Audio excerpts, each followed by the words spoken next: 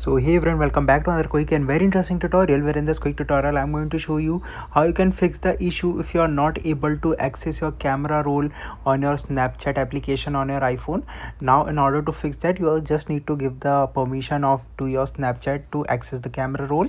Now in order to do it, simply open the settings of your iPhone. In the settings, scroll down till the last where you see this option of apps. Simply click on apps, and here you need to find the Snapchat. You can easily find it because these are all sorted in the alphabetical order, and here you'll see the Snapchat.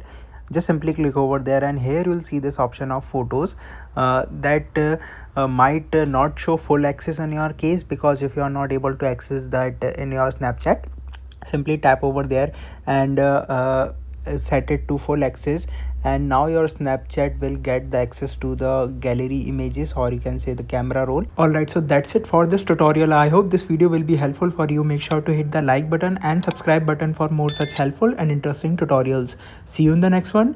Take care.